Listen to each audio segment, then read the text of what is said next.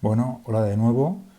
Para esta ocasión he preparado un vídeo en el que voy a hablar sobre dos temas que se explican en bachillerato, pero se explican muy someramente, de una forma muy superficial, si es que llegan a explicarse. Uno de ellos es radiación de cuerpo negro y el otro es radiación de fondo cósmico de microondas o simplemente fondo cósmico de microondas, CMB por sus siglas en inglés. Son dos temas muy importantes, que creo que son muy importantes, y como os digo, pues sobre todo el de cuerpo negro es fundamental para entender la física que viene después y la física que hay detrás del fondo cósmico de microondas. Pero se explican de una forma muy simplificada y siempre atendiendo a tópicos. Y al final lo que se acaba grabando en la mente de los estudiantes, aparte de las ideas previas que pudieran traer, es un batiburrillo de tópicos sin llegar, y no sé, dudo mucho que lleguen a entender los conceptos fundamentales, que sería lo que les ayudaría realmente luego a abordar una carrera de física. Y ya me he encontrado con varias promociones en las que pues he tenido a algunos alumnos, algunas alumnas que querían hacer física y me ha sabido mal porque limitándome al temario y a lo deprisa que se tiene que dar el temario a veces, pues yo veía que se iban con ciertas lagunas a meterse en una carrera como física, ¿no? O como ingeniería, que también para que también bueno, cualquier tipo de ingeniería les iría muy bien tener claros estos conceptos. Bueno, pues en este vídeo no voy a entretenerme explicando conceptos básicos de física, voy a ir bastante al grano y de hecho prácticamente voy a limitarme a leer lo que ya he escrito en las diferentes diapositivas que he preparado. De forma que vosotros podáis parar el vídeo cuando queráis y tomar apuntes. Haré algún que otro comentario, pero como os digo, básicamente no me entretendré en explicar conceptos fundamentales que consideraré que tendrán que estar asumidos. Me limitaré casi a leer lo que ya he escrito y podréis parar el vídeo en cualquier momento para hacer una captura de pantalla o leer con atención, con un poco más de atención, algo que haya dicho y no os haya quedado del todo claro. Y por supuesto también podréis dejar preguntas si lo creéis conveniente. Bueno, pues vamos allá. Radiación de cuerpo negro y CMB. CMB es Cosmic Microwave Background, o sea, son las siglas en inglés de radiación de fondo cósmico de microondas. Bueno, vamos a empezar ¿por dónde vamos a empezar? Vamos a empezar por una idea fundamental de que materia y radiación interaccionan. Esto es una idea que tiene que estar clara. La radiación, por una parte, la radiación electromagnética y la materia no viven en mundos separados, sino que interaccionan entre ellas. Y pueden interaccionar de muchas maneras diferentes. Es decir, según una multitud de procesos diferentes. Y todo este tipo de procesos diferentes se pueden representar de esta manera que veis aquí en la pizarra. El proceso A hacia la derecha, el proceso A hacia la izquierda, es el mismo proceso pero en un sentido y en otro. Podemos ver un tipo de materia que interacciona con un tipo de radiación, con una radiación de una longitud de onda determinada, y obtenemos, vamos hacia la derecha, obtenemos otro tipo de materia y otro tipo de radiación. Cuando digo otro tipo de radiación me refiero a radiación con una longitud de onda diferente. Y también se puede dar el mismo proceso con la misma materia, pero en sentido inverso. Inicialmente tenemos la materia 2, que interacciona con la radiación 2 y para obtener la radiación 1 y la materia 1. O sea, podemos ver es el mismo tipo de proceso, pero se puede dar tanto en un sentido como en otro. Y se puede dar al mismo tiempo. O sea, podemos tener en un sistema físico, podemos tener los dos procesos funcionando a la vez. Y luego, y no tiene por qué ser único, también podemos tener a la vez pues otro proceso, el proceso B, por ejemplo, y también lo podemos tener hacia la derecha o lo podemos tener hacia la izquierda. Ahora no vamos a entrar en detalles, ya iremos viendo ejemplos más adelante. La idea fundamental es que radiación electromagnética y materia interaccionan y pueden interaccionar en un sentido, hacia la derecha, y en el otro también. Cuando un proceso es igual de probable en un sentido que en otro, es decir, la probabilidad del proceso A hacia la derecha es igual a la probabilidad del proceso A hacia la izquierda, decimos que está en equilibrio. Cuando se produce al mismo ritmo hacia la derecha que hacia la izquierda, pues matemáticamente decimos que es igual de probable en un sentido que en otro y por lo tanto este proceso está en equilibrio. Y lo representamos de esta manera. Bueno, con este símbolo hay que tener cuidado porque no necesariamente quiere decir que esté en equilibrio, porque para representar que el proceso se puede dar en los dos sentidos, pues se puede utilizar este símbolo, que se puede dar, que quiere decir que se puede dar hacia la derecha y de igual manera hacia la izquierda. En este contexto, cuando escriba este signo, querrá decir que el proceso es tan probable hacia un lado como hacia el otro. Y por lo tanto que se da en la misma medida en un sentido que en otro. Y por lo tanto que está en equilibrio. Por ejemplo, a temperaturas suficientemente altas se pueden producir procesos de creación-aniquilación de pares. Uno de estos procesos de los que hablábamos antes, el proceso A, el proceso B, pues por ejemplo podría ser este proceso. Tenemos un electrón que interacciona con un positrón, materia, antimateria, al interaccionar se aniquilan y como resultado de esa aniquilación obtenemos dos fotones. Y este proceso se puede dar también en sentido contrario. Dos fotones pueden interaccionar entre ellos y de tal forma que se cree un par electrón-positrón.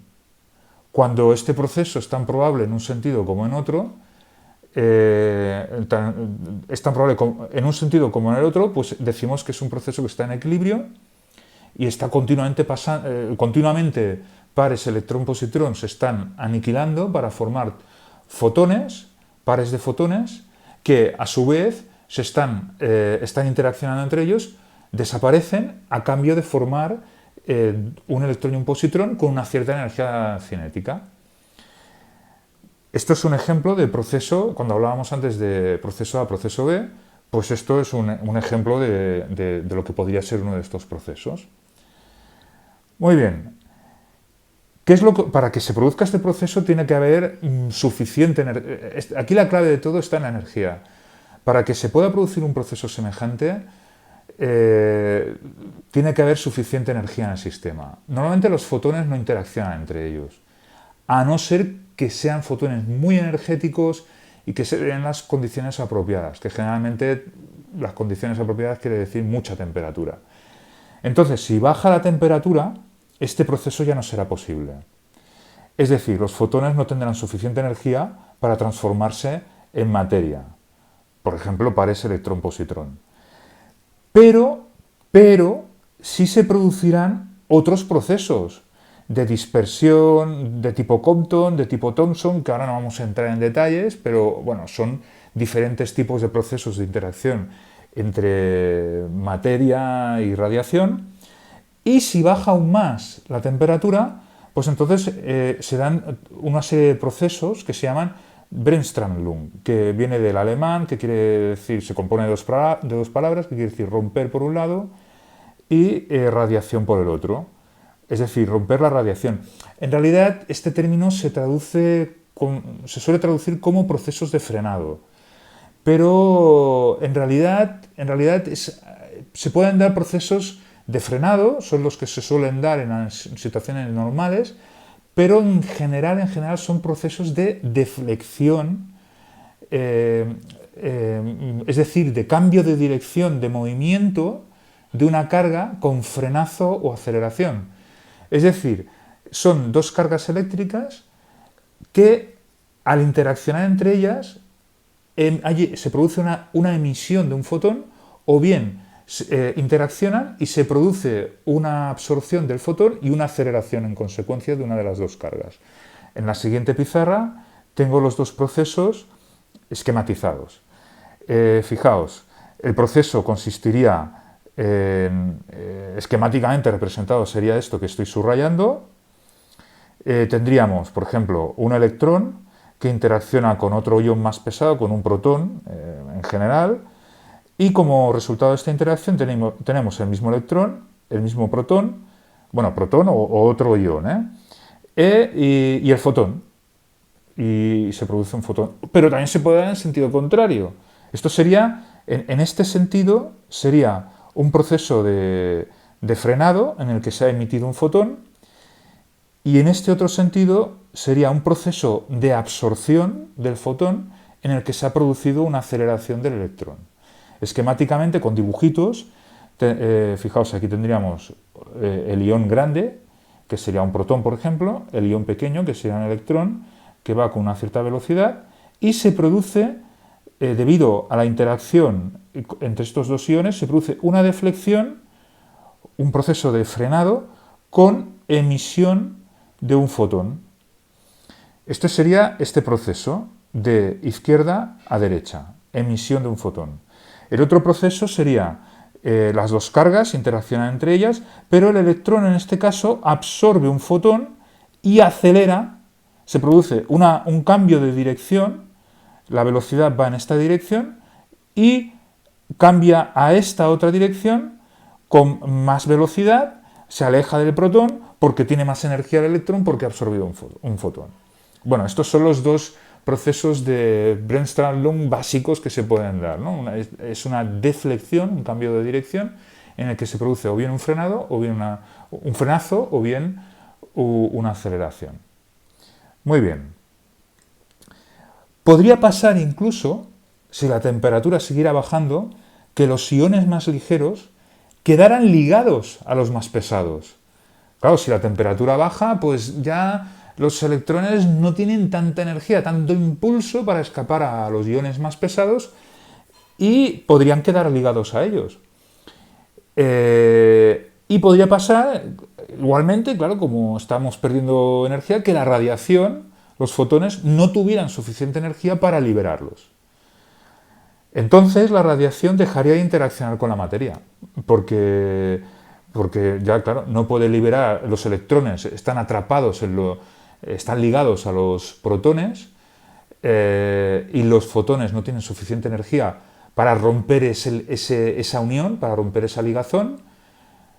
Se podría hablar de que no tendrían suficiente energía para sacarlos de ese pozo en el que están encerrados y por lo tanto no interaccionarían con ellos y esta materia neutra sería transparente a la radiación. Diríamos que radiación y materia se han desacoplado, ya no interaccionan más. Y esquemáticamente representaríamos esto de la siguiente manera.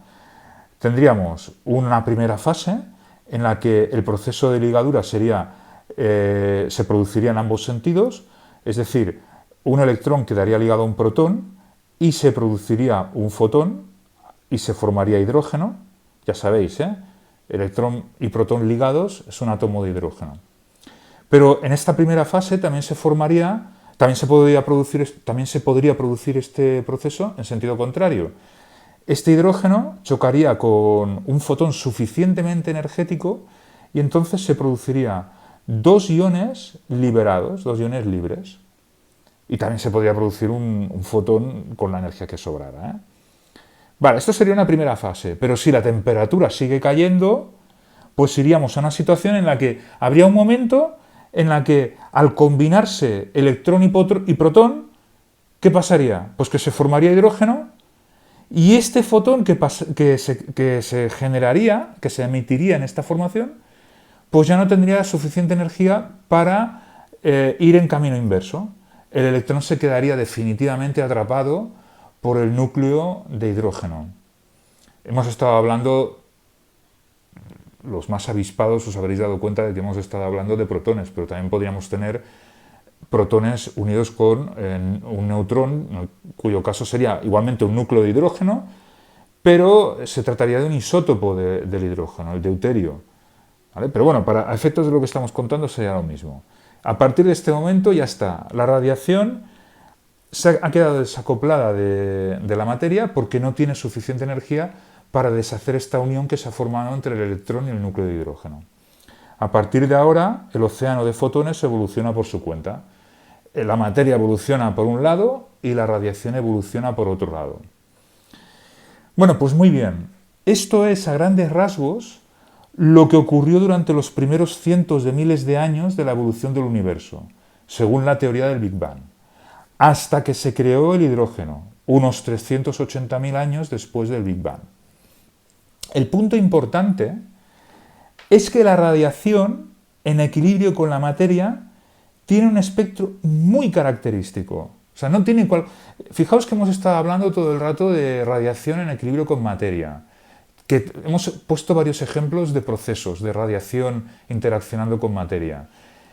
Y todos estos procesos los hemos considerado que estaban en equilibrio, o sea, se iban dando uno sucesivamente detrás de otro, porque la temperatura iba bajando, desde los más energéticos a los menos energéticos, pero siempre estaban en equilibrio. Hemos considerado que la evolución era una evolución en equilibrio. Bueno, pues cuando pasa esto, que se da en equilibrio esta evolución y la radiación está en equilibrio con la materia, esta radiación tiene un espectro muy característico, no tiene cualquier espectro. Tiene un espectro de cuerpo negro. Esto es como una huella dactilar. No puede evitar, si se produce este equilibrio entre radiación y materia, la radiación queda marcada. ¿Cómo?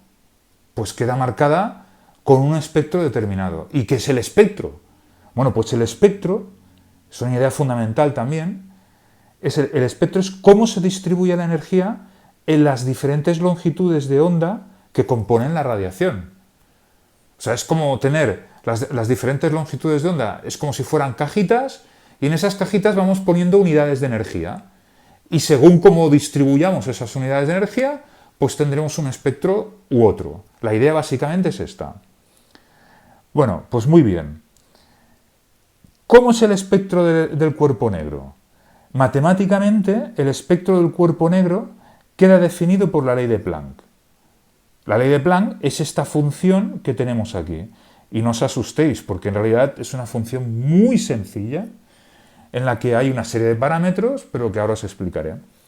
Primero de todo, la temperatura. Esta T es temperatura, ya está. La lambda, fijaos que está aquí y está aquí. Bueno, y la temperatura también. Fijaos que para cada temperatura tendremos una gráfica diferente. Esta función, la ley de Planck, o sea, esta función que llamamos ley de Planck, es una función que tiene una variable, lambda, la longitud de onda, y un parámetro, T, la temperatura. Y dependiendo de la temperatura, pues su forma puede ir variando un poco. Ahora veréis cómo se produce esta variación de forma. Pero la variable independiente es la longitud de onda.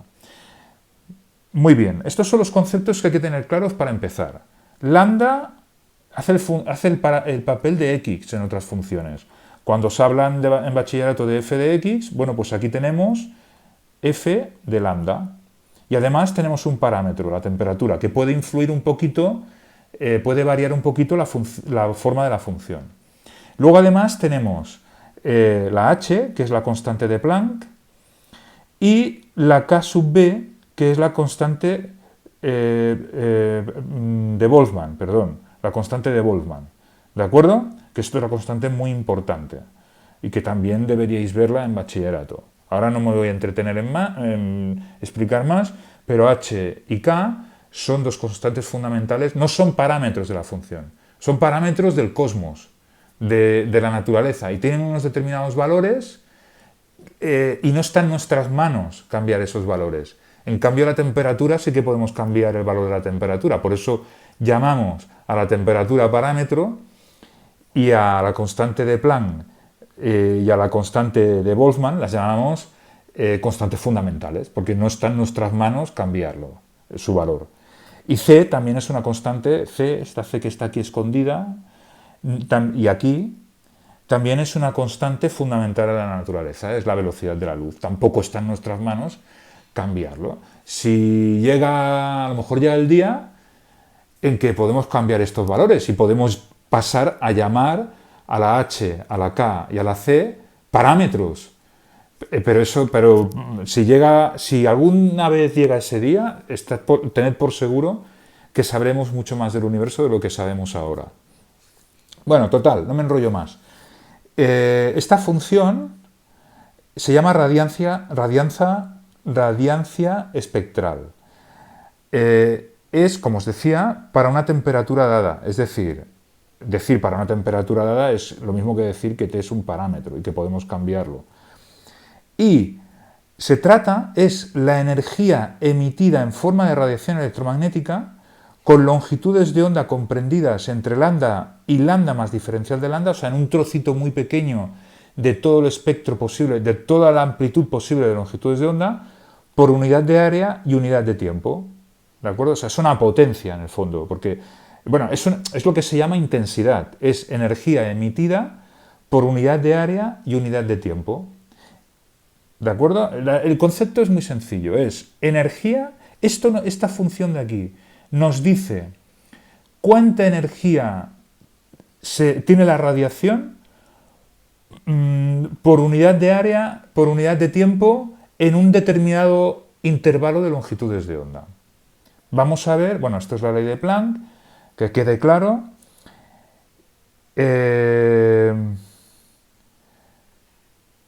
Y decimos que la radiación, aquella radiación, aquel mar de fotones, cuya energía se reparta entre las longitudes de onda que la componen, según esta ley, la ley de Planck, es radiación de cuerpo negro.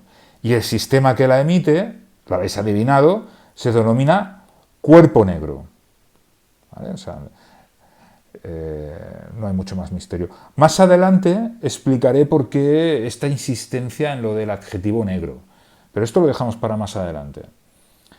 Ahora vamos a ver por fin la forma que tiene esta función. Esta función de la que estamos hablando tiene una forma muy sencilla. Ya os he dicho que es una función muy sencilla. Fijaos que si la representamos gráficamente, en el eje X tenemos la longitud de onda y esto sería la longitud de onda, y en el eje Y tenemos la intensidad emitida por unidad de superficie y unidad de tiempo. ¿Vale? Y entonces, si lo representamos, si vamos midiendo lapso de longitud de onda a lapso de longitud de onda a una temperatura determinada, pues obtendremos esta curva que veis aquí si lo que estamos midiendo es la radiación de un cuerpo negro. Es decir, es una radiación de cuerpo negro. ¿De acuerdo? Fijaos, esto sería para 5000 Kelvin. Para 5500 Kelvin, la forma de la curva es esencialmente la misma, pero es un poco más alta, el máximo es un poco más alto, y el área abarcada por la curva es un poco mayor, o sea, hay más energía. Y para temperaturas menores, pues la curva es mucho más suave. El pico está en longitudes de onda más largas y además hay menos energía emitida. Obsérvese que la longitud de onda donde se produce el máximo de emisión depende de la temperatura. A medida que esto es muy importante para luego, a medida que la temperatura baja, el máximo se desplaza hacia longitudes de onda más largas. Fijaos, el máximo estaría aquí y a medida que la temperatura sube, el máximo se va desplazando para longitudes de onda, el máximo en el que se produce cuando digo el máximo, quiero decir la longitud de onda en la que se produce el máximo de emisión de energía. Como podéis ver, a medida que aumentamos la temperatura, la máxima emisión de energía se produce en longitudes de onda más cortas. Y a medida que baja la temperatura, el máximo de emisión se va produciendo en longitudes de onda cada vez más largas, cada vez más rojas, cada vez asociadas a temperaturas más bajas. Quedaos con este detalle. Fijaos, otro ejemplo de espectro. Espectro es un concepto también muy importante, por eso me voy a entretener un poco en él. Otro ejemplo de espectro es este que tenéis aquí. El siguiente espectro no corresponde al de un cuerpo negro, corresponde al de emisión del sodio en estado gaseoso. Claramente no corresponde a radiación de cuerpo negro porque solo emite para determinadas longitudes de onda. Y la radiación de cuerpo negro es continua y con una determinada forma, que es la que acabamos, con una determinada forma funcional, que es la que acabamos de ver, la ley de Planck. Y este espectro pues no cumple esta ley, porque fijaos que para determinadas longitudes de onda pues sí hay emisión y luego hay un montón de longitudes de onda que no hay emisión. ¿De acuerdo? Aquí otra forma de verlo es esta. Fijaos, para un montón de longitudes de onda no hay emisión y luego en unas longitudes de onda concretas pues se emite una cantidad concreta de energía, pero para otras longitudes de onda no se emite nada. Es decir, es un espectro discreto. La materia, cuando está en estado gaseoso, emite espectros discretos. O sea, por lo tanto, no son espectros de cuerpo negro. En el caso de la radiación emitida por el sodio en estado gaseoso, su energía solo se reparte, distribuye en unas lambdas concretas. Es como si las diferentes lambdas, recordad el símil que hemos hecho antes, fueran cajas donde guardar unidades de energía. Y el sodio en estado gaseoso no pudiera guardar energía en cualquier caja, solo pudiera guardar energía en unas determinadas cajas. En cambio, los cuerpos negros pues pueden guardar energía en todas las cajas y además lo hacen de una forma determinada, ¿eh? Recordad la ley de Planck. Esto es otro ejemplo de espectro. El espectro de rayos X que se obtiene al bombardear diferentes metales con electrones que se mueven con energías cinéticas del orden de los 10 a los 5 electronvoltios. 10 a los 5 electronvoltios es una unidad de energía que no me voy a extender ahora en explicar exactamente qué significa, simplemente es una unidad de energía que se utiliza en el mundo microscópico y en todo caso ya haré otro vídeo explicando cuál es el significado. Es una unidad de energía, ¿vale? Pues los electrones que se mueven con esta energía, que es bastante, no llega a ser una energía súper grande, pero bueno, es ya un poquito, bueno, es una energía, es la energía que tienen, para ir rápido, es la energía que tienen los electrones acelerados entre dos placas cuya diferencia de potencial esté a 100.000 voltios. Cuando los electrones saltan de una placa a otra, pues cuando llegan a la otra placa, llevan una energía de 100.000 voltios. Si siguen viajando, imaginaos que en la placa final del viaje hay agujeros que les permiten a algunos electrones seguir viajando, e impactan contra una placa metálica de tungsteno, de molibdeno o de lo que sea, pues entonces esa placa metálica emite una radiación que si medimos su espectro, obtenemos un espectro parecido, bueno, en general son así los espectros obtenidos. Son espectros de rayos X. Y como podéis ver son muy interesantes porque tienen una parte continua que es esta de aquí, y luego una parte que es discreta, que son estos picos de aquí, que corresponden a unas longitudes de onda determinadas y que nos revela la estructura de los orbitales internos del elemento químico. Es característica del elemento químico. Y luego esta parte continua es radiación de frenado. Es la parte aquella de la que hemos hablado, es radiación que se produce al haber deflexión, debido a interacción entre cargas de diferente signo. Como podéis ver, es un espectro continuo. ¿De acuerdo? Si llegaran a estar en equilibrio estos electrones que chocan con el tungsteno o molibdeno, pues entonces esta parte continua, si llegaran a estar en equilibrio, a ver, electrones, red cristalina del tungsteno molibdeno y fotones que emiten, entonces esta parte continua llegaría a ser de cuerpo negro, pero como no les da tiempo a estar en equilibrio, pues simplemente es un espectro continuo, pero no necesariamente de cuerpo negro. Bueno, pues es otro ejemplo de espectro, el espectro de rayos X emitido al chocar electrones contra placas metálicas. Por cierto, esta es la técnica que se utiliza en los aparatos clásicos de rayos X, cuando todos los aparatos de rayos X, cuando os hacen una radiografía, pues lo que está ocurriendo es que hay una un flujo de electrones con unos órdenes de magnitud de energía de unos 100.000 electronvoltios, pueden ser 200.000, 350.000 electronvoltios, 100.000 electronvoltios, que chocan contra una placa metálica y al chocar contra esa placa metálica emiten una radiación de rayos, o sea, emiten rayos X, y esos rayos X son los que se utilizan para hacer la radiografía. Y ahora el ejemplo final, el espectro del Sol. Como podéis ver en esta imagen, el espectro del Sol se corresponde casi a la perfección con el que emitiría un cuerpo negro a 5.777 Kelvin de temperatura. Es muy parecido, fijaos que el espectro de cuerpo negro a 5.777 Kelvin sería este, y el espectro del Sol sería la parte anaranjada. Es muy parecido, ¿eh? Por tanto, aquí es un ejemplo, bueno, bastante similar.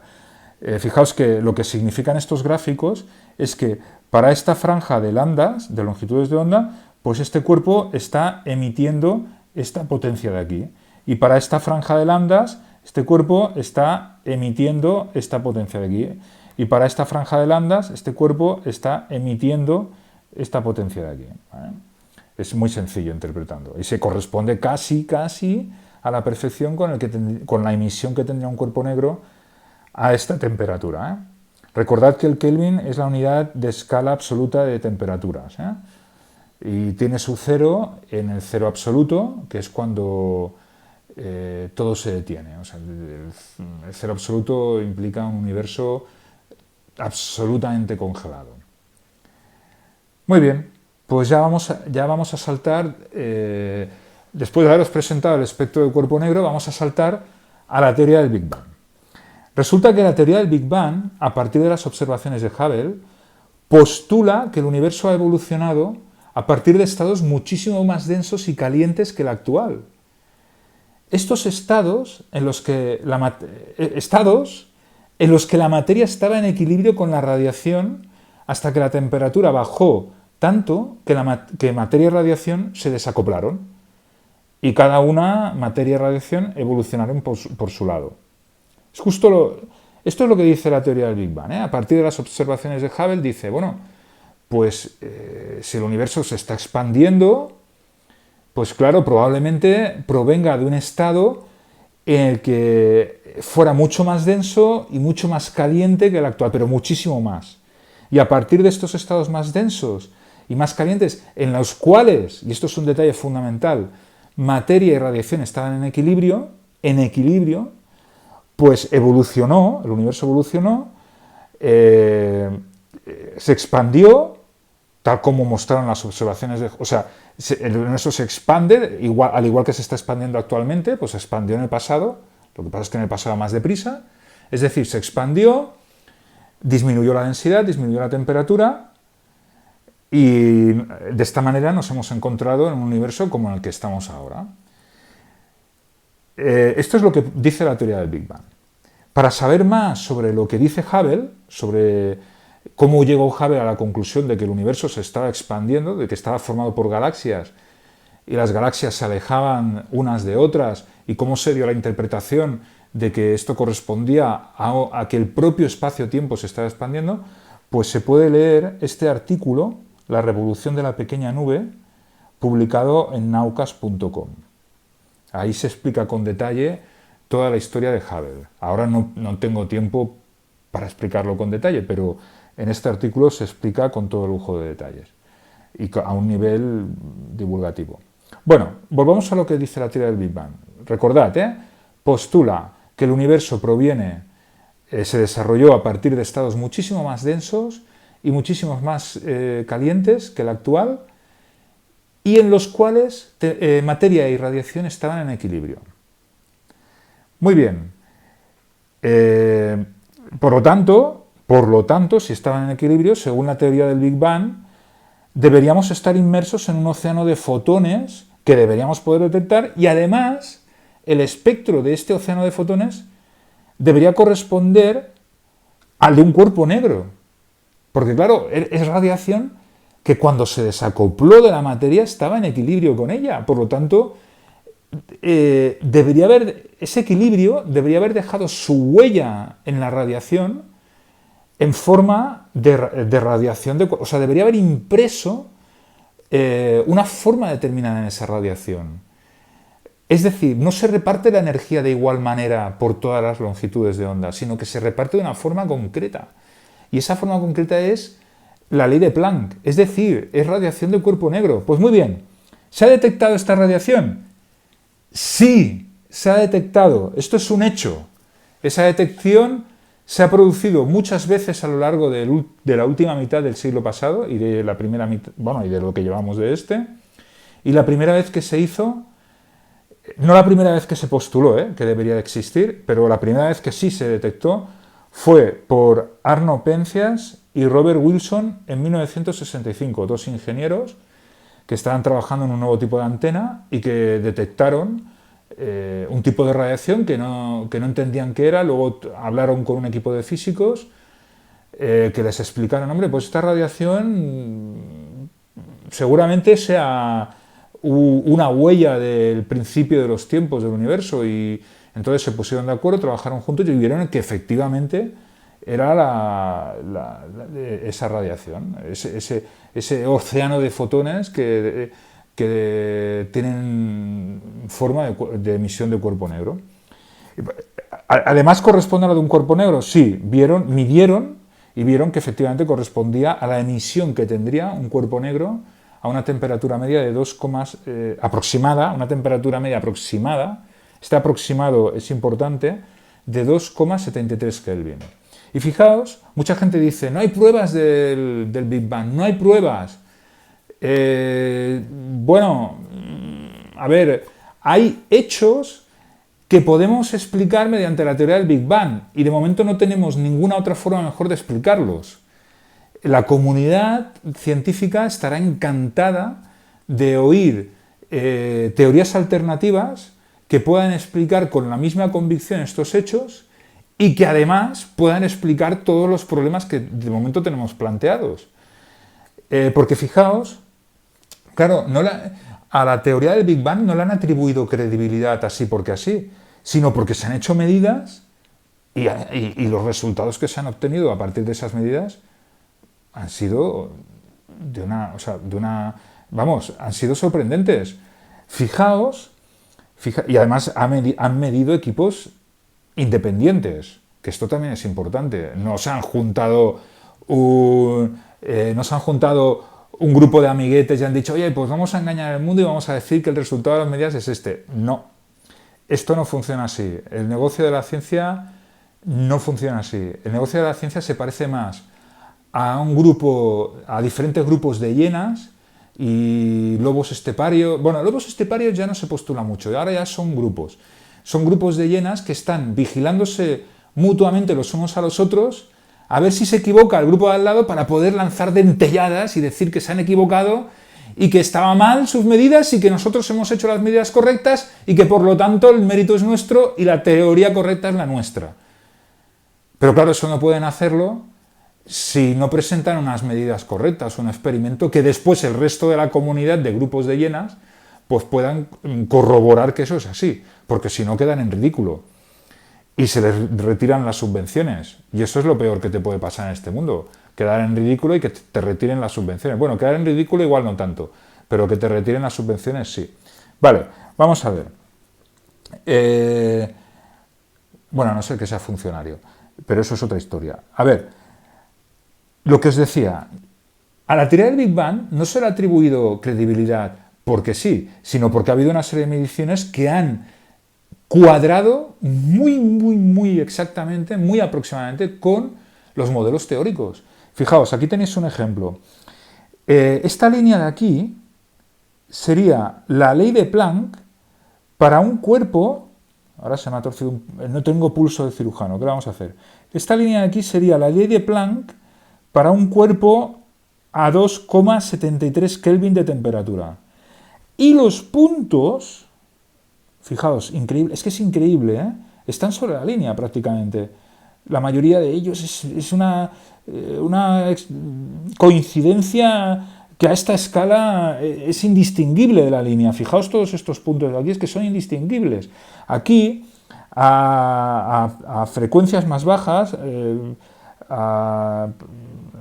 efectivamente, a frecuencias más bajas, longitudes de ondas más largas, pues fijaos que el error, la barra de error es un poco mayor, pero fijaos que para frecuencias más altas es que coincide prácticamente. Bueno, y la barra de error es más grande, pero la línea pasa por el error, ¿eh? O sea, quiero decir que vamos, que esto es que, como os decía, a esta escala es que los puntos son prácticamente, aquí hay una barra de error, pero vamos, es que son prácticamente indistinguibles de la curva.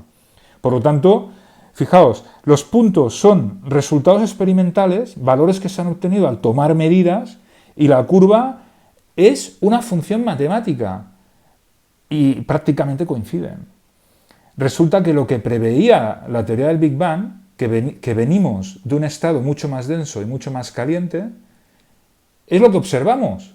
Claro, porque el estado mucho más denso y mucho más caliente, con equilibrio entre radiación y materia, implica que actualmente haya una radiación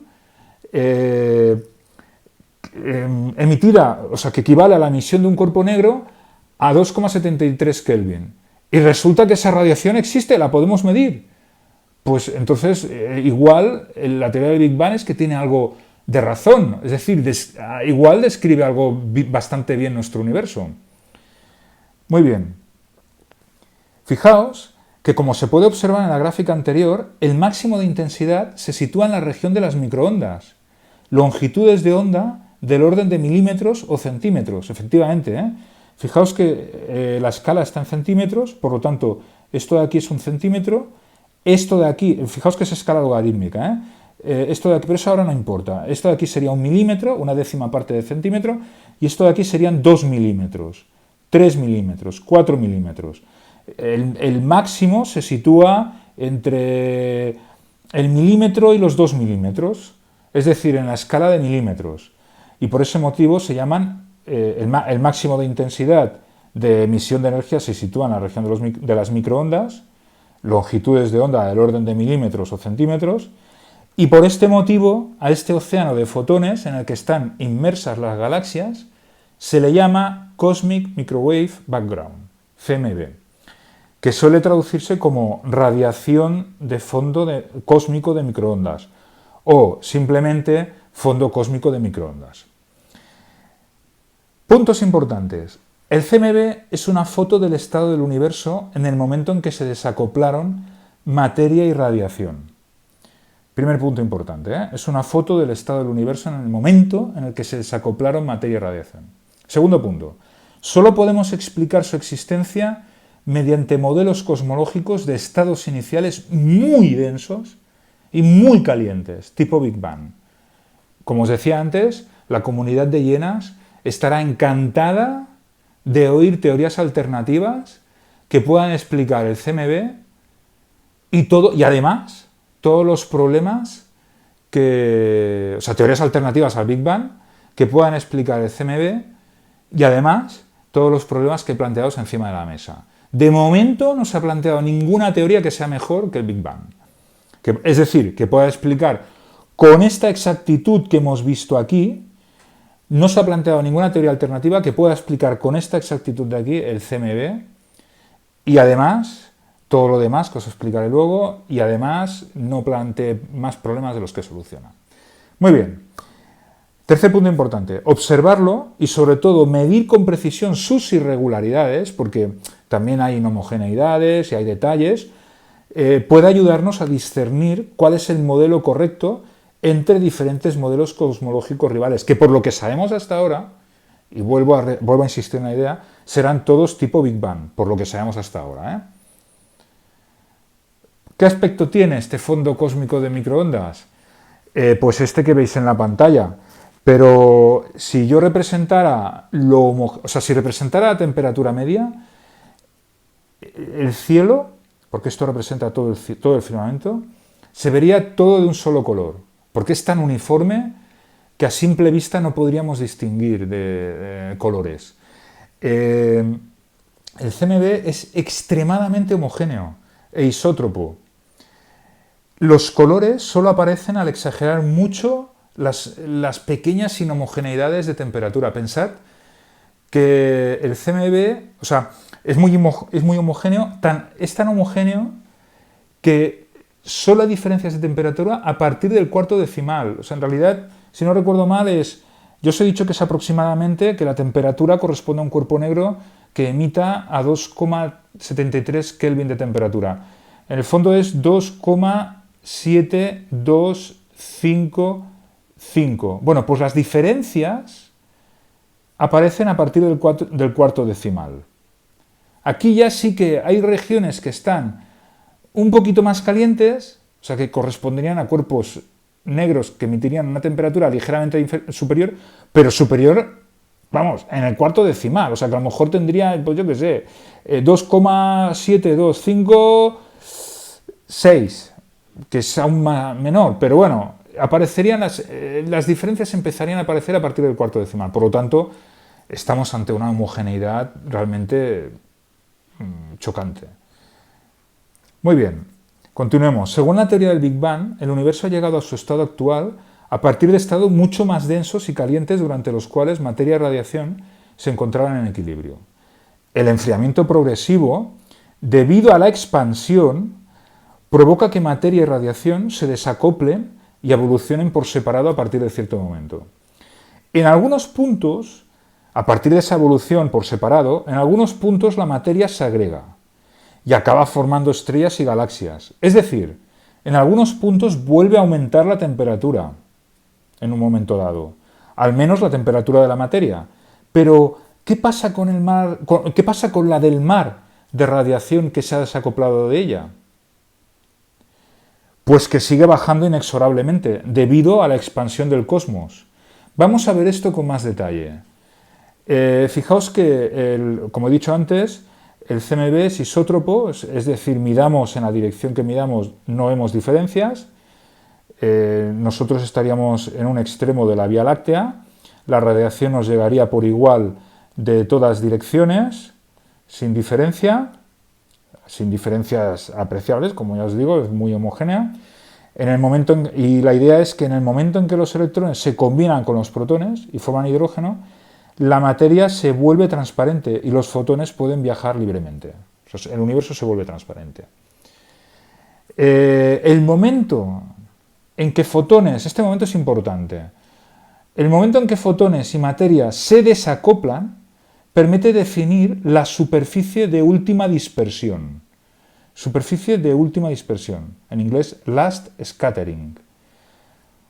¿Cómo? Lo vamos a definir como el lugar geométrico de los puntos del universo en que los fotones que ahora llegan a nuestros detectores sufrieron la última interacción con la materia. O sea, vendría a ser como una circunferencia concéntrica. O sea, a nosotros llegan circunferencias concéntricas de puntos cada vez más alejados del universo. A nuestros detectores llegan fotones de lugares cada vez más lejanos, es decir, la superficie del last scattering se aleja de nosotros. Además, se aleja a la velocidad de la luz. Por cierto, no somos el centro del universo, es solo un dibujo esto de aquí. Muy bien, vamos a ver esto, cómo que se aleja a la velocidad de la luz. Para entender esto, para entender mejor esta última afirmación, expondré una analogía que he tomado de Cosmología Física, de Jordi Cepa, una edición del 2007. Supongamos una superficie ilimitada y repleta uniformemente de gente, que vendrían a ser los electrones, gritando, es decir, dispersando fotones. Si en un momento dado la gente deja de gritar, instante de desacoplamiento, last scattering, entonces las últimas ondas sonoras, fotones de radiación cósmica de fondo, llegarán de distancias cada vez mayores a medida que pase el tiempo, pues el sonido, la luz, los fotones, se propaga a una velocidad finita. Es decir, los gritos se pueden apagar de forma simultánea en todo el universo si las condiciones son las mismas en todo el universo, que en realidad no son exactamente las mismas. Hay, como hemos comentado, ciertas inhomogeneidades, pero bueno, Estas inhomogeneidades ahora no vienen a cuento, no son importantes. Se pueden apagar, el caso es que todos los gritos se pueden apagar a la vez en todo el universo. Pero un observador cualquiera, no somos el centro del universo, no lo percibe como algo instantáneo, porque los efectos del cambio tardan un cierto tiempo en llegar a su posición. Pues este cambio se propaga a una velocidad finita. En el caso de los gritos sería la velocidad del sonido, en el caso de los fotones sería la velocidad de la luz. Muy bien, o sea, fijaos, llegan superficies que cada vez están más, o sea, a nuestros detectores, las superficies que están llegando en estos momentos vienen de una superficie de last scattering más lejana de lo que estaba la superficie de last scattering de los fotones que llegaron hace 20 años. ¿De acuerdo? Vale. Entonces, ¿por qué la temperatura de la radiación baja? Bueno, pues baja por lo que he dicho antes, porque mientras los fotones viajan, el universo se expande. Esto es una idea fundamental. Mientras los fotones viajan, el universo se expande. Y esto da lugar a una especie de efecto Doppler. Una especie de... No es exactamente igual, pero es una especie de efecto Doppler. Es como si el emisor se moviera respecto al observador a una cierta velocidad. Que en realidad no es el emisor quien se mueve, sino que se mueve el propio espacio-tiempo. ¿Vale? Lo que se dilata y al dilatarse arrastra con él al emisor. Muy bien, ¿y a qué velocidad se está moviendo este emisor debido al arrastre del espacio-tiempo? Pues a la velocidad que establece la ley de Hubble. La velocidad de expansión es proporcional a la distancia que separa el observador del emisor. Os remito de nuevo a la revolución de la pequeña nube, donde está explicado con mucho más detalle, pero de momento os podéis quedar con esta idea. La velocidad a la que se separan el emisor, es decir, el last scattering, del receptor, es decir, Planck o cualquier otro experimento que se haya realizado, es proporcional a la distancia que les separa. Cuanta más distancia, más rápidamente se alejan uno de otro. Fijaos, el universo se expande, no para de expandirse, mientras se expande los fotones viajan y esta expansión da lugar a un tipo de efecto Doppler. Claro, el universo se expande constantemente. La velocidad con que se alejan dos puntos concretos es proporcional a la distancia que los separa. Vale, muy bien. ¿Esto qué significa? Pues que cuanto más alejada esté la superficie de last scattering, más rápidamente se alejará de nosotros. Y por lo tanto, más efecto Doppler habrá. Más tenderá a una longitud de onda más larga. Recordad, cuando la ambulancia se aleja de nosotros, más grave es su sonido, más larga es su longitud de onda. Pues aquí pasa lo mismo. Más desplazada al rojo estará la radiación de cuerpo negro. ¿Vale? La idea fundamental es esta. Cuanto más alejada esté la superficie del last scattering, más rápidamente se alejará de nosotros. Y por lo tanto, más desplazada al rojo estará la radiación que nos llegue de ella y por lo tanto, más fría. Recordad esa gráfica que hemos visto antes, en las que la longitud cuanto mayor era, la temperatura era menor. Me refiero a esta gráfica de aquí. Cuanto mayor era la longitud de onda, más desplazada al rojo está, mayor es la longitud de onda, porque más lejos está la superficie, más rápidamente se aleja, más efecto Doppler, pues se asocia a una temperatura cada vez menor. Por lo tanto, este alejamiento se puede asociar a un enfriamiento. A medida que pasa el tiempo, el pico de emisión se sitúa en longitudes de onda cada vez más largas. Es como si el espectro correspondiera a un cuerpo negro cada vez más frío. Cuanto más alejado está la last scattering, mayor es su velocidad y más desplazado al rojo. La cuestión es esta. más alejamiento, más efecto Doppler. Más efecto Doppler, mayor es la longitud de onda. Más longitud de onda, más enfriamiento. Esa es la idea. Y claro, a medida que pasa el tiempo, más se aleja de nosotros la superficie de las scattering, más se enfría la radiación de cuerpo negro, el CMB. Muy bien, y ahora ya ha llegado, esta era la idea fundamental a nivel cosmológico. Ahora, ya estamos acabando. ¿Por qué el nombre de cuerpo negro? ¿Por qué esta insistencia en este adjetivo? Negro, negro, todo negro, cuerpo negro, radiación de cuerpo negro, ¿por qué negro? Bueno, pues para entender por qué es fundamental, primero hay que entender que todo brilla. Primero hay que tener claro que todo brilla. Todo brilla debido a su temperatura, incluso nuestro cuerpo brilla. No tanto como el Sol, pero brilla. Incluso un cubito de hielo brilla. Cualquier cuerpo por encima del cero absoluto, 0 Kelvin, brilla. El hielo a 0 grados centígrados está a unos 273 grados por encima del cero absoluto. O sea que comparado con el CMB, deslumbra el hielo. Recordemos que el CMB está a solo 2,73 grados por encima del cero absoluto. Como os decía, nuestro cuerpo brilla, ¿eh? Y de hecho, nosotros no lo vemos, porque no... A ver, brilla en una longitud de onda para la cual nuestros ojos no son sensibles. A 37 grados centígrados estamos emitiendo en el infrarrojo. Y en el infrarrojo sentimos el calor humano. Si tocamos a una persona viva, con su corazón latiendo, pues notamos su cuerpo más caliente que el de un cubito de hielo, pero no vemos cómo brilla. Hay animales que tienen una vista sensible al infrarrojo, no lo olvidéis. La idea es básicamente esta que tengo ilustrada aquí. Lo que ocurre es que no vemos los cuerpos gracias a este brillo. O sea, nosotros cuando vemos algo no lo estamos viendo gracias a la emisión que se produce debido a su temperatura, sino que lo estamos viendo debido a la luz que refleja. ¿De acuerdo? Y a la temperatura a la que suelen estar los cuerpos de nuestro entorno, está a una temperatura que no emiten el infrarrojo y nuestros ojos no ven el infrarrojo. Pero sí vemos la luz que reflejan. Y esta luz que reflejan es la que nos da la información del color, por ejemplo.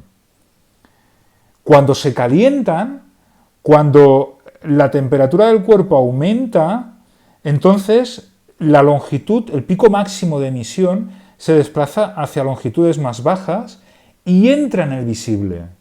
Tiene más energía y entra en el visible. Y entonces lo vemos. Por ejemplo, podemos ver una barra de hierro calentada al rojo, o podemos ver un fogón de vitrocerámica, pues también calentado. Si medís la temperatura cuidado, con un termómetro de infrarrojos, es decir, con un termómetro con el que no tengáis que tocar la vitrocerámica, pues veréis que está a varios cientos de grados centígrados por encima de lo normal. ¿De acuerdo? Entonces ahí sí que vemos algo, porque la temperatura ha aumentado y hemos entrado en el visible. Muy bien. Aquí en esta gráfica se ve con más detalle, ¿eh? Cuando la temperatura aumenta, la longitud de onda disminuye y pasamos del infrarrojo, que son, o del microondas, el microondas son longitudes de onda muy largas, milímetros, centímetros. El infrarrojo ya son longitudes de ondas bastante más cortas, pero el visible son longitudes de onda aún más cortas. Y hasta que la temperatura no aumenta más, pues no entramos en el visible. Cuando aumenta más, claro, evidentemente un cuerpo humano vivo no puede estar a esas temperaturas, porque moriría. Por lo tanto, no intentéis ver un cuerpo humano vivo gracias a la emisión térmica que tiene. No se os ocurra nunca. Pero si tenéis ansias por ver algo debido a su emisión térmica, pues el rojo de la vitrocerámica o el sol. Y tampoco miréis al sol directamente, hacedme el favor. Sobre todo, procurad tener salud para aprender todo lo que tenéis que aprender. En fin, continuemos. Si queremos estudiar la radiación que emite el cuerpo debido a su temperatura, lo primero que tendremos que conseguir es que no refleje radiación que incide sobre él. La radiación que incide sobre él no nos interesa. Queremos ver solo la que emite por su temperatura.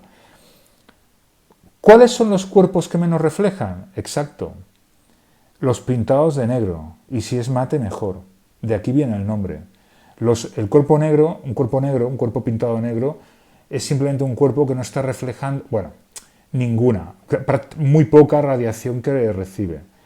En realidad, el concepto de cuerpo negro va más allá de un cuerpo pintado simplemente de negro.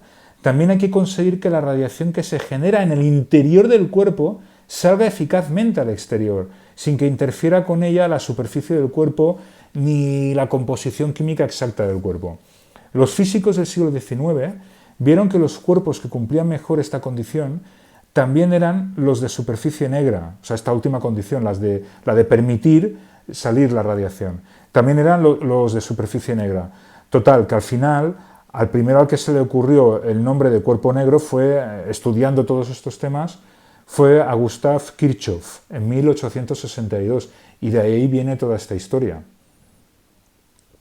Conseguir un cuerpo que emita solo la radiación térmica con la que está en equilibrio no es nada sencillo. Si los aparatos de medida miden muy bien, podremos distinguir muy bien si es la radiación de un cuerpo negro o no. Y hoy en día los aparatos de medida que tenemos, y de hecho ya hace tiempo, la medían muy bien. Por si queréis saber más del tema, el aparato se llama bolómetro. Buscad bolómetro en internet, en una buena fuente, y veréis cómo os explican toda esta historia también. No es nada sencillo, siempre habrá interferencias con radiación reflejada y cuestiones relacionadas con la composición química del cuerpo. Para conseguir una buena aproximación al cuerpo negro tenemos, por ejemplo, que construir lo que se llama la cavidad aislada. Es una de las mejores aproximaciones que hay. Una cavidad aislada conectada al exterior a través de un orificio pequeñito, de tal forma que la radiación que pueda entrar del exterior, que no nos interesa, porque sería la radiación que luego reflejaría el cuerpo, y esta radiación no nos interesa, lo que ocurre al entrar es que esta radiación rebotará una y otra vez en las paredes, la probabilidad de que vuelva a salir es muy pequeña y acabará absorbida en el cuerpo. Y la probabilidad de que absorbida totalmente y la probabilidad de que vuelva a salir al exterior es extremadamente pequeña y podemos considerarla pues prácticamente cero a efectos prácticos. Sin embargo, si el cuerpo está a una cierta temperatura por encima del cero absoluto, que es lo que se prepara en laboratorio, este tipo de cavidades por encima del cero absoluto, la única radiación que observaremos será prácticamente la que emitirán las paredes internas de la cavidad debido a su temperatura. Y esta sí que está está en equilibrio con las paredes interiores de este cuerpo. ¿Y por qué podemos observarla? Pues porque esta radiación rebosa del cuerpo, emite de las paredes y alguna saldrá, está como rebosando del cuerpo, está siendo emitida por el interior del cuerpo. Habrá mucha que se quede atrapada dentro porque está en equilibrio con las paredes interiores, pero ese pequeño orificio permite que rebose del interior y nosotros podemos observarla. Y si medimos su espectro, observamos que es prácticamente el de un cuerpo negro. Es muy parecido, muy parecido al de un cuerpo negro. Fijaos que, aquí lo digo, de esta sí habrá una fracción que escapará de la cavidad y estará en equilibrio con las paredes. Es como si el orificio fuera el ojo de una cerradura, que nos permitiera asomarnos al interior de la habitación, a ver qué está pasando ahí. Y cuando medimos el espectro, vemos que efectivamente es un espectro correspondiente a la ley de Planck, o sea, con esa función. Muy bien. 4 comentarios finales. Mientras la materia se mantiene en estado de plasma, el universo es opaco. Los fotones no pueden recorrer mucho espacio sin interaccionar con iones libres, es como si estuvieran atrapados en la cavidad, sin orificio por donde salir. pero cuando materia y radiación se desacoplan, el universo de repente se torna transparente y la radiación se escapa. Su espectro será el de un cuerpo negro, para siempre, pero corresponderá a un cuerpo cada vez más frío debido a la expansión del universo. Primer comentario importante. Segundo comentario. Los alumnos más avispados podrían preguntar: ¿por qué la radiación se desacopla de la materia, es decir, deja de interaccionar con ella cuando la materia se vuelve neutra, al enlazarse electrones y protones? Y sin embargo, sí interacciona con la materia neutra de las paredes internas de la cavidad. Esto es una buena pregunta. ¿Por qué la radiación deja de estar en equilibrio con la materia cuando la materia se vuelve neutra al principio de los tiempos? Y sin embargo, en la cavidad sí que interacciona, sí que está en equilibrio con ella. ¿Por qué? Bueno, pues la respuesta es sencilla y es la siguiente. El last scattering se produce, es decir, el desacoplamiento, el dejar de estar en equilibrio, no se produce porque se forme materia neutra, sino porque se forma materia compuesta por átomos monoatómicos, hidrógeno, un poquito de helio y aún menos de litio, y en estado gaseoso. Y en estas condiciones la radiación se queda sin formas, sin modos de interaccionar con la materia. Cuando la materia se encuentra en estado sólido, líquido o plasma, tiene muchas más formas de interaccionar con la radiación y pueden llegar a equilibrio. Es decir, hay tantos, cuando están en estado sólido, líquido, plasma, hay tantos modos, tantas formas de que materia y radiación interaccionen, tantas cajas donde guardar energía y tan accesibles todas, que el espectro puede ser continuo y eventualmente llegar al equilibrio y producirse un espectro de... O sea, si tienen tiempo de llegar al equilibrio, pues será un espectro de cuerpo negro. Tercer punto. Para deducir el espectro de la radiación del interior de la cavidad, en equilibrio con la materia del interior de las paredes, hubo que ir más allá de la física clásica, la aplicación de cuyas leyes daba resultados sin sentido. Si queréis saber más sobre el tema, las palabras claves son catástrofe ultravioleta.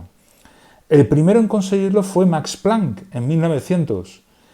La hipótesis que planteó, y a partir de la cual dedujo su ley de Planck del cuerpo negro, se considera el inicio, el disparo inicial de la física cuántica. Este tema es muy importante precisamente por esto.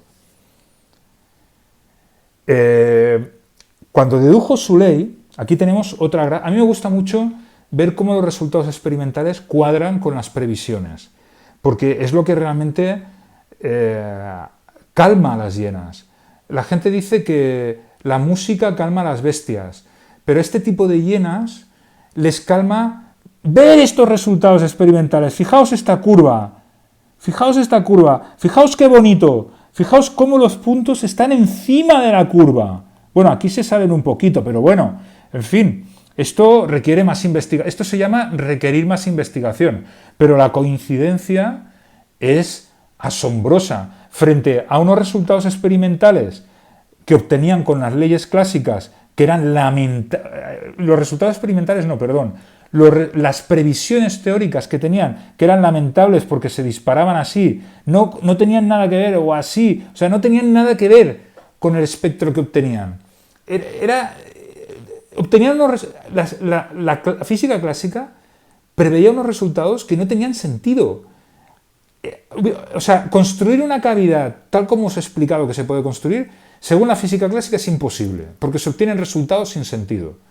Bueno, pues no solo es posible, sino que los resultados que se obtienen son medibles y además explicables mediante la ley de Planck, mediante las hipótesis que utilizó Planck para deducir su ley.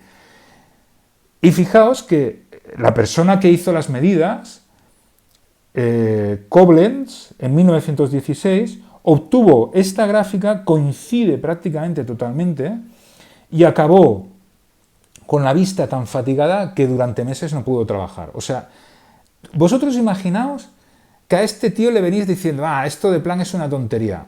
Pues os dirá, hombre, yo me he tirado meses, bueno, ¿qué digo meses? En realidad años de mi vida con un acto final de meses intensísimos que me he dejado los ojos ahí midiendo y he obtenido estas medidas.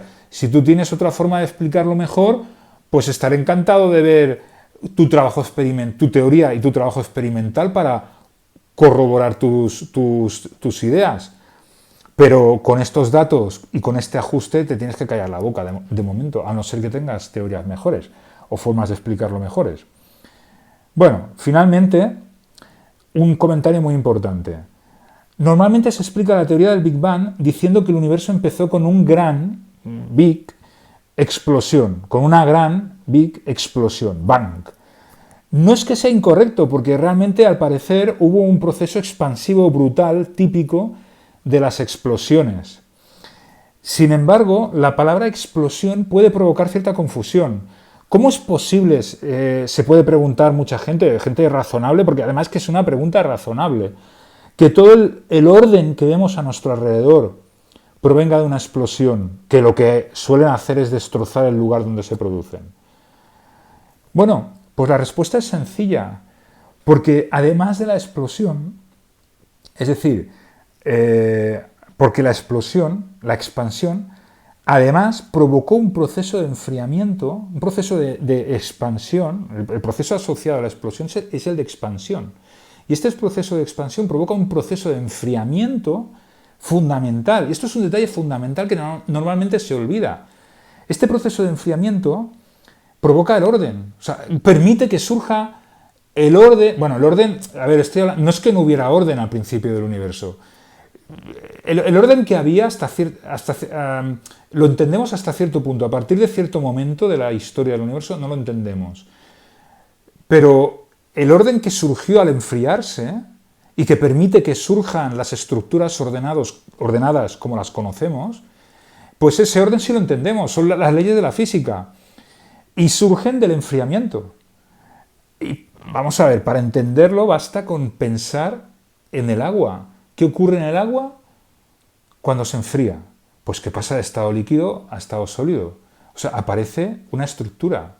Pues aquí es lo mismo. Al enfriarse el universo aparece una estructura. Ya está. Si se volviera a calentar, esta estructura volvería a desaparecer. Porque habría tanta energía incontrolable que destruiría el orden que hay. Ya está. No tiene ningún misterio. Bueno, ya para acabar, hagamos un repaso a lo que yo creo que son tres ideas fundamentales para establecer qué es lo que sabemos, qué son los hechos, cuál es la teoría y cuál es la suposición. Para acabar, la certeza absoluta tal vez no exista, esto es cierto, pero cosas que podemos dar por hechos, estos son hechos.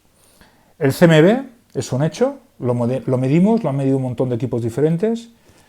La expansión del universo, esto también se ha medido y se ha medido por equipos independientes y ya nadie lo pone en duda. Y la nucleosíntesis primordial. La nucleosíntesis primordial significa simplemente que en el universo hay una cantidad de hidrógeno, una cantidad de helio y una cantidad de litio. La de litio ha dado problemas, pero la de hidrógeno y la de helio, el Big Bang lo ha podido explicar con un grado de certidumbre muy alto. Entonces, claro, el Big Bang es una de las cosas de las que tenemos un grado de certidumbre muy, muy alto. ¿Estamos absolutamente seguros? ¿Es un hecho? A ver, no, pero tenemos un grado de certidumbre muy, muy alto, porque nos permite explicar un montón de cosas de una forma coherente. Y os digo lo mismo que os he dicho antes, si tenéis ideas mejores, pues la comunidad de hienas estará deseando oírlas para escucharlas, porque podría ser una oportunidad de resolver también los problemas que he planteado sobre la mesa. Ahora bien, no esperéis que las hienas tengan clemencia. Muy bien. Y otro detalle importante, la inflación, de la cual no he hablado, pero que se suele mencionar. La inflación es una de esas cosas de las que estamos bastante seguros, estamos casi seguros, pero sobre la que hay que investigar más. Estamos bastante seguros porque nos permite explicar un hecho muy, muy importante, que es la homogeneidad a gran escala, la homogeneidad del CMB y la homogeneidad que se observa en el universo a gran escala, pero claro, no estamos totalmente seguros de que no haya otras formas de explicar esta homogeneidad y se tiene que investigar más. Y hasta aquí, ya hemos llegado al final. Espero que os haya interesado y sobre todo que os haya sido útil para entender un poco mejor estos conceptos tan importantes que luego servirán, tener estos conceptos asimilados para entender más profundamente la física y las matemáticas que la sostienen. Hasta el próximo vídeo.